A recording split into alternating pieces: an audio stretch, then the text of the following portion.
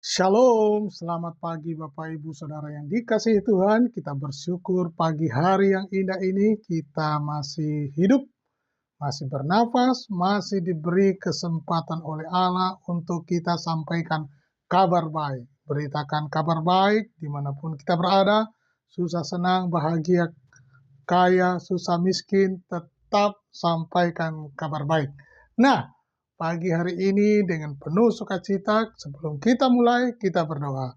Terima kasih Bapa Surgawi buat hari yang baru, kami sungguh bersyukur atas kesempatan hidup yang Engkau berikan buat kami. Biarlah semasa hidup kami supaya menjadi pemberita kabar baik. Kami percaya kabar baik yang daripada Allah, kabar baik yang daripada Tuhan Yesus Kristus itu sendiri, untuk menjadi berkat bagi banyak orang. Nama Tuhan dipermuliakan. Pimpin kami Roh Kudus untuk mengerti pembacaan ini, dan kami percaya menjadi berkat bagi banyak orang. Dalam nama Tuhan Yesus Kristus. Haleluya. Amin. Nah, Bapak Ibu, pagi hari ini kita akan membaca di dalam Wahyu pasal 2 kepada jemaat di Pergamus. Firman Tuhan berkata, "Dan tuliskanlah kepada malaikat jemaat di Pergamus. Inilah firman dari Dia yang memakai pedang yang tajam dan bermata dua. Aku tahu di mana engkau diam, yaitu di sana, di tempat tahta iblis, dan engkau berpegang kepada namaku, dan engkau tidak menyangkal imanmu kepadaku, juga tidak pada zaman Antipas, saksiku yang setia kepadaku, yang dibunuh di hadapan kamu di mana iblis diam. Tetapi aku mempunyai beberapa keberatan terhadap engkau. Di antaramu ada beberapa orang yang menganut ajaran Bileam, yang memberi nasihat kepada Balak untuk menyesatkan orang Israel, supaya mereka makan persembahan berhala dan berbuat zina. Demikian juga ada padamu orang-orang yang berpegang kepada ajaran pengikut Nikolaus. Sebab itu bertobatlah, jika tidak demikian aku akan segera datang kepadamu, dan aku akan memerangi mereka dengan pedangku yang di mulutku ini. Siapa bertelinga, hendaklah ia mendengarkan apa yang dikatakan Roh kepada jemaat-jemaat.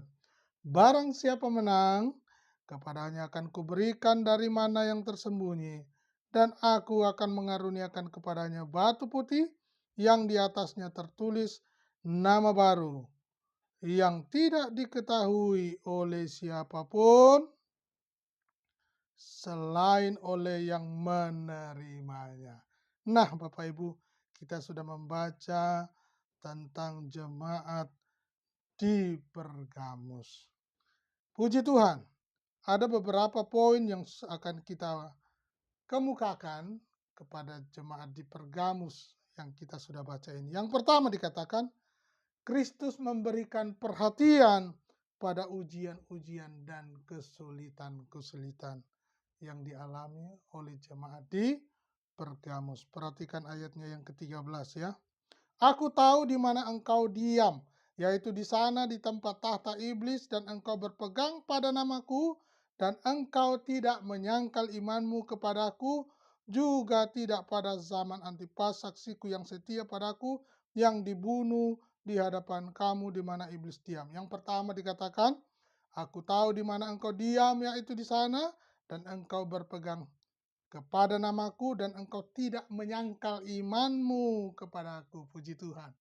Wah, luar biasa. Yesus memberi jempol pada jemaat di Pergamus, tidak menyangkali imannya kepada Kristus ketika dalam persoalan-persoalan yang sulit, ketika dalam pergumulan yang sulit, tidak memberontak, tidak menyangkali iman, tidak jauh dari Tuhan, tidak bersungut-sungut, tidak mengeluh, dan bahkan ketika dalam pergumulan yang berat sekalipun, jemaat Pergamus tidak menyangkali imannya.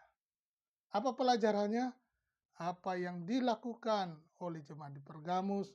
Tuhan memberi jempol, Tuhan Yesus Kristus memuji mereka, mampu melewati masa-masa sulit dan mereka tetap percaya kepada Yesus Kristus Tuhan Allah kita. Luar biasa.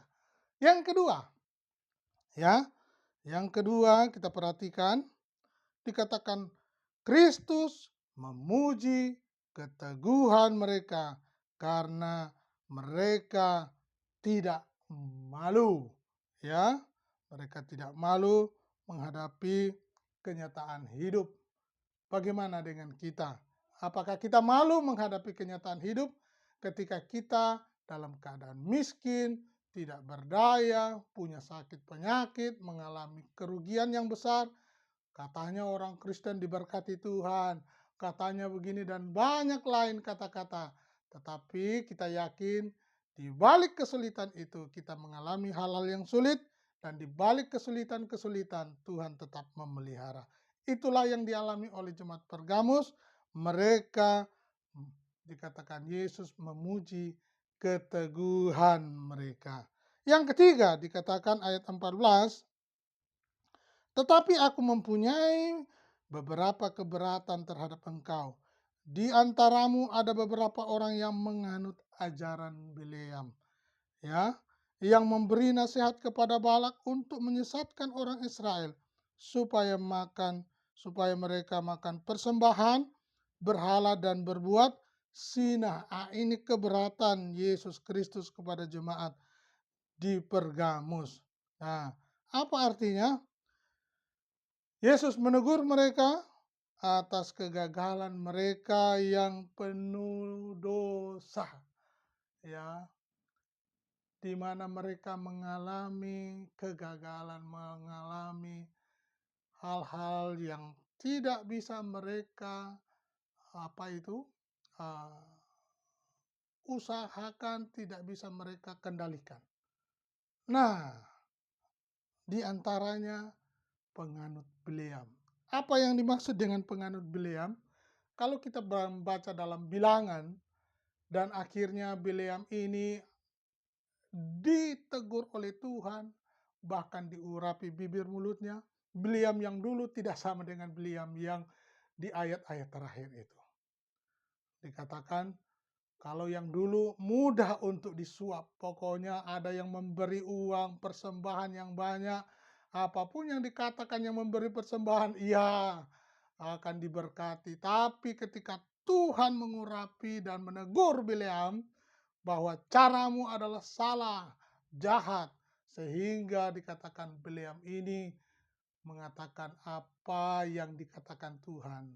Dia sadar bahwa Tuhanlah yang empunya segala-galanya. Tuhan Allah bisa dan tidak boleh dipermainkan. Ini dia, sebagai hamba Tuhan, apa yang Allah kehendaki, kerjakan itu. Jangan apa yang orang punya uang banyak, kerjakan itu. Ini berbahaya, ya. Ini penyesatan zaman sekarang. Kalau dulu sudah ada, zaman sekarang pun ada.